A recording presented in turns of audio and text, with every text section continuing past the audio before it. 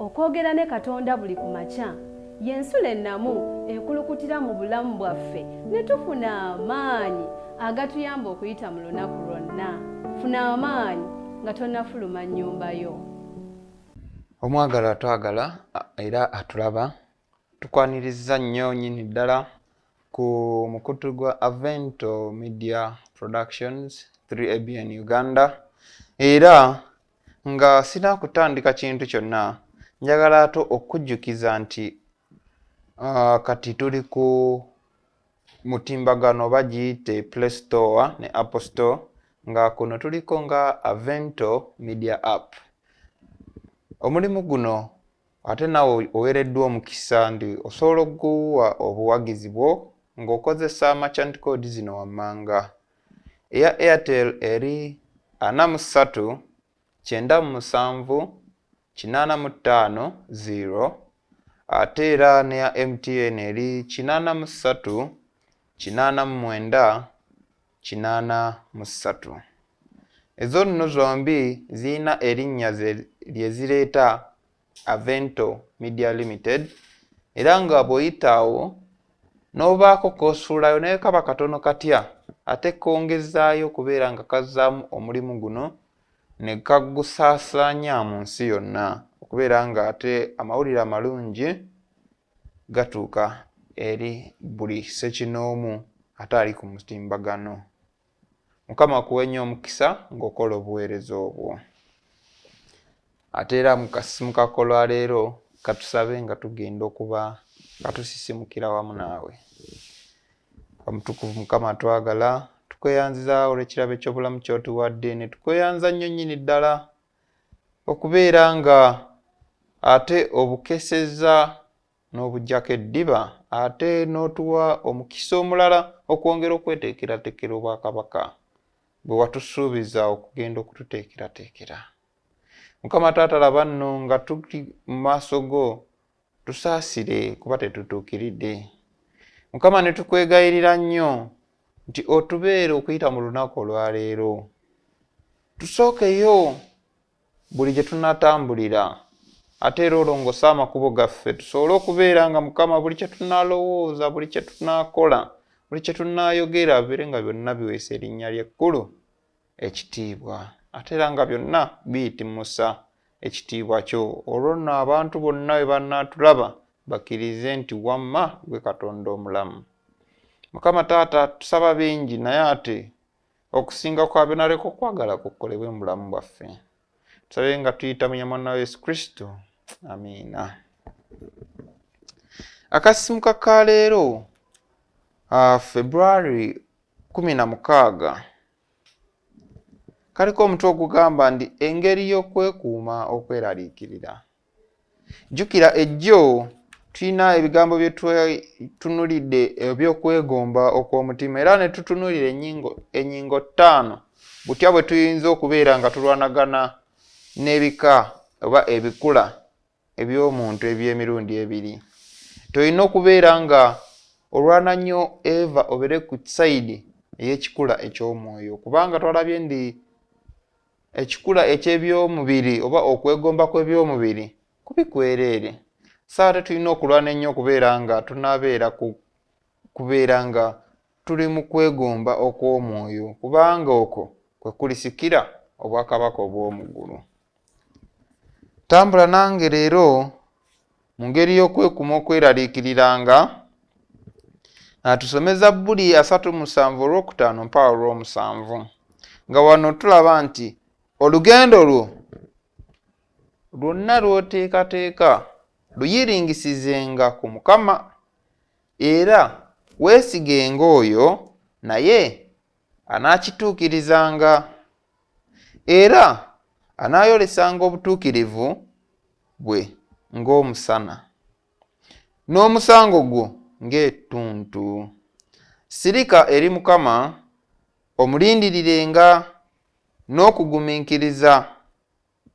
Teweeraliikiriranga lw'oyo alaba ebirungi mu kkubo lye, olw'omuntu atuukiriza enkwe ez'obubi. Biki bye tulaba wano? Tugamba nti olugendo lwo lwonna lw'oteekateeka lukwasenga Mukama era weesigenga ye, naye bw'anaalaba ng'omwesizi anaatuukirizanga ebyo by'omwesigisizza era anaayolesanga obutuukirivu bwe ng'omusana ate n'omusango gwo ng'ettuntu. Ne balyoka batukubiriza nti tusirike eri Mukama era tuyige okumulindiriranga nga tulina okugumiikiriza. Manya abamu tumanyi okulinda naye ng'ate we twesojja bwe twogera obutonotono bwe twemulugunya ntulowooza nti okwo kwe kulinda okutuufu. Nedda, okulinda olina okulinda nga ogumiikiriza ate era ng'olina okukkiriza ng'ekiseera kino kijja tutuuka kiveewo, ate ekiseera ekirungi ekisingako kibeereyo ekikole kituuke. Teweeraliikiriranga lw'oyo alaba ebirungi mu kkubo lye. Omuntu wabeera n'omukisa guli gugwe, nawe olina ogugwo. Weekuumirenga ku Mukama era olw'omuntu atuukiriza enkwe ez'obubi n'oyo gw'olaba nga alina kyakola ekikyamu, okuggyako ng'ogenze kumutereeza, sikakasa nga mulimu gwo okumusaliza omusango, kuba ne Bayibuli era etukubiriza n'etugamba nti tosalanga omusango osobole okubeera ng'ate onoolaba ekisa, kubanga ekigera ky'okozesa mu kusalira munno omusango naawe oba omaze okukiyisa nti kye baba bakozesa ku ggwe. Kale nno akasimu kako olwaleero keeyongeze mu binnyonnyola bino nti okweraliikirira kitegeeza kubeera mu kutya okungi. Mu Zabbuli leero ekigambo kitegeeza kukwatibwa buggya, si kubeera mu kweraliikirira kuli kwe tumanyiridde okwa bulijjo. Olw'emikisa egy'abalala, oli n'agulayo akapoloti n'onyiiga, mulala n'agulayo akamotoka ne weesooza, omulala n'afuna promotion ku mulimu n'akuzibwa n'owulira bubi. Naye ate abantu ba Katonda beetaaga okwegendereza nga bafumiitiriza ku bugagga obw'abalala. Oluusi obugagga obwo buyinza okuba nga bwafunibwa mu nkola ezitali ntuufu era oba nga teziriimu bwesimbu. Ekyo kiyinza okukuma omuliro gw'obusungu mu mutima gw'omukkiriza, so era endowooza ey'engeri ng'eyo si nnungi okuba nayo. Ate oluusi engeri y'okufunamu obugagga si y'ensonga, wabula obugagga bwennyini. Omwana wa Katonda ayinza okumalibwawo obugagga obw'abalala. Ogamba ye gundi ng'ali bulungi, ye gundi ng'ali bulungi, naye mujjukire nti ne Dawudi naye yabirowoozaamu. N'abuuza ku Mukama nti bano bo abakola obubi nga tebo bagagga okutusinga. Naye Mukama yamusaasira n'amulagako mu biseera eby'enkomerero eby'abantu bano. Dawudi n'adda mangu ku maviivi n'agamba oweebwe ekitiibwa, kubanga amakubo go ga bwesige era tugeesigika. Ki kyentegeeza? Kyoyinza okuba ng'olaba oli miliyoniya akulakulanye ku supiidi, gwe n'olowooza ndi Mukama yakwerabira. Nedda, ayinza oba nga yalina shortcut gy'afunye, ayinza oba nga mukisa gwa Mukama, wabula etteeka litugaana okwegomba oba okufuna ekiruyi ku oyo olw'omukisa gwaweereddwa. Seera we tweyongerayo tukubirizibwa nti ku luuyi olulala Abakristaayo tusaanye okuba nga tusanyukira emikisa gy'abalala mu kifo ky'okwegomba emikisa egyo.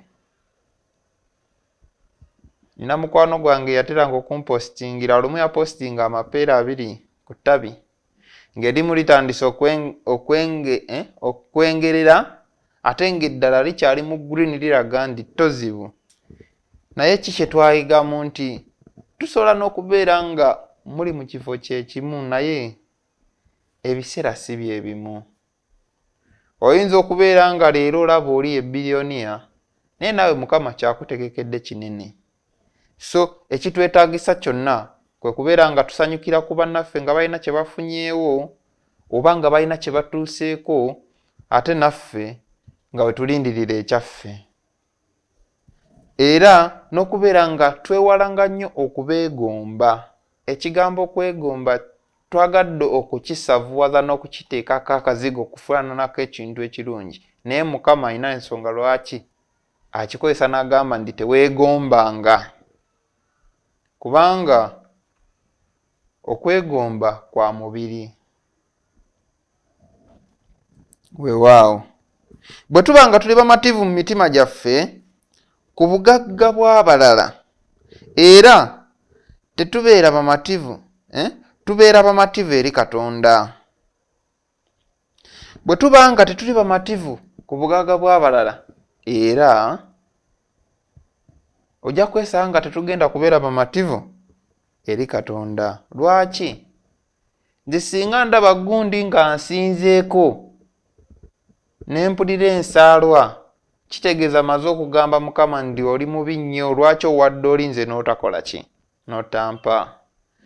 Ojja tandika okugamba ye Katonda simanyi weebase obulamu bwange tobulaba. So okwegomba mwe muva okwemulugunya n'okubeera nga weegeraageranya ku balala ate nga twali badde twegeraageranya okweteekerateekera obwakabaka obw'omugulu. Dawudi yatuyita okwewaayo mu bujjuvu eri Mukama, okumwesiga mu buli mbeera zonna n'okumulindiriranga okutuusa byonna nga biteredde. Alituwa byonna bye twetaaga. Nti Mukama Katonda tumwesigenga. Tolina ky'ovaako ng'omwesize.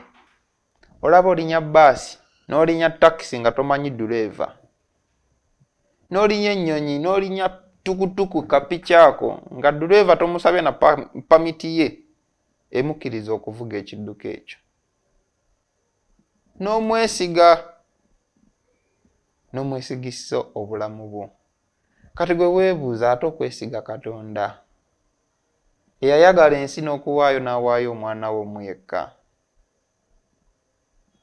oleme okubula bw'omukkiriza wabula n'obulamu obutaliggwaawo.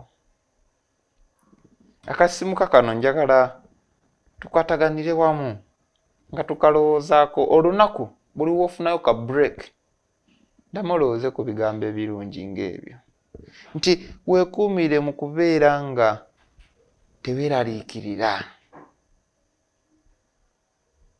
Weekuumire mu mbeera ey'obumativu. Weekuumire mu mbeera ejjudde essuubi nga munno waafa abaako kyafunye ogamba anange ekiseera ekyange kijja. Siina nsonga lwaki ntunuulira ono kubanga abigaba ali mu ggulu. Mukama akumpere nnyo omukisa. Era tugenda okuggalawo n'oluyimba lwaffe, oluyimba oluli ku nnamba eya 3 mu kitabo ky'ennyimba. Nga luno lugamba nti Yesu gwe eyanjagala. Yesu gwe wanjagala kanzirukire gy'oli. Amayengo g'enaku nga gankubira ddala. Nkweka mu mikono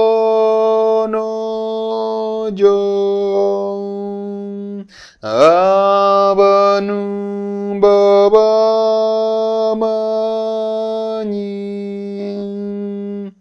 Sirina magezi nze kkiriza omwoyo gwa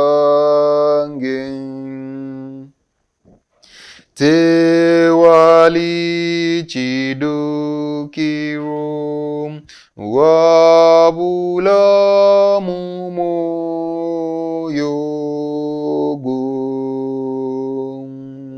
tondeka ntetera natera kugwa bugwi essanyu lyange lyona ndija mu kubeerwa kwo nsenze z'omutwe gwange wansi w'emikono gyo gwe weka gwe neetaga tewali akwenkana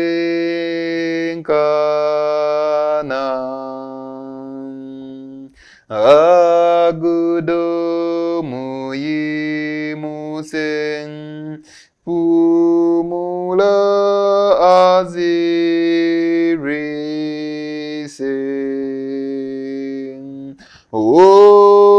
omulwado muwanye zibule yazibidwa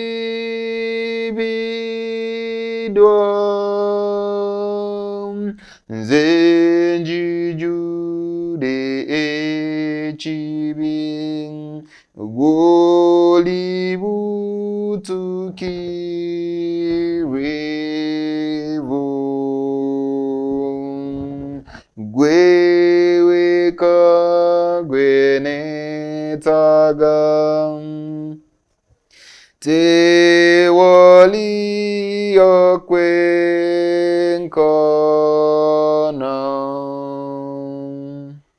agudo muyimuse vumula azirise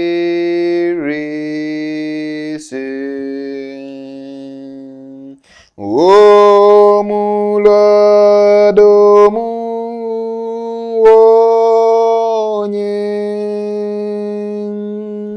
zibule yazibidwa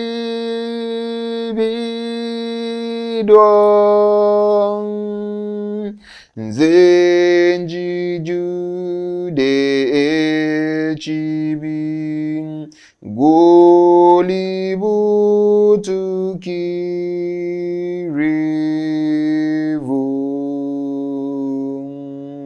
yaza jendye jisa cho sangule bibi byange nine nyonto nditere mazi agamponye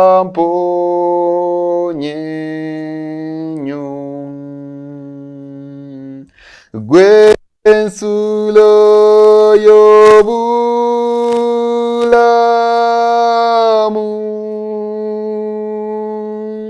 kansene omwomoka moyo gwange gujule mazi ag'obulamu.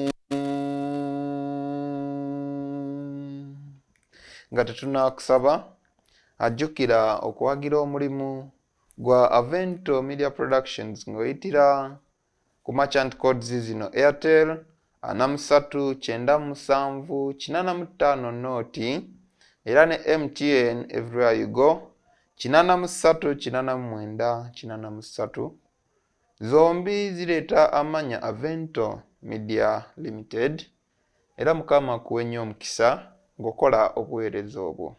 Katusabe. Omutuku mukama Katonda tukweyanziza nate okubeera nga okyatukumye nga tuli balamu. Mukama Taata nga tugenda okufuluma tusaba otukulembere. Mukama tukuume okuva eri obutego bw'omulabe. Mukama ate era otwambaze obutuukirivu bwo. Mukama leka ffe tubule wabula buli gye tunaayita, buli kye tunaayogera, buli kye tunaakola, tubeere nga byonna tunaabikola ku lw'obulungi bw'erinnya lyo, ate n'okubeera ng'onoogulumizibwa era osinzibwe buli gye tunaalaga. Mukama Taata, mulimu abazukuse mu ffe nga bakosefu, mulimu abazukuse mu ffe nga tebeewulira bulungi. Buli omu mutuukeko mu ngeri ey'enjawulo. Mukama Taata, bonna tukwegayirira ti buli omu mukwateko ng'okusiima kwo bwe kuli. Taata, ne tukusaba ndi jangu obeere mu bulamu bwaffe. Okweraliikirira obujja effutwa na buli kimu kyonna ekitali kya mwoyo kibeere wala, kubanga ggwe oli butuukirivu. Mukama Taata, tukwegayirira mu byonna, yongera okutubeera mu buli kimu, tusabe nga tuyita mu linnya lya Yesu Kristo. Amiina. Wow. Okwogera ne Katonda buli ku makya y'ensula ennamu ekulukutira mu bulamu bwaffe ne tufuna amaanyi agatuyamba okuyita mu lunaku lwonna. Funa amaanyi nga tonnafuluma nnyumba yo.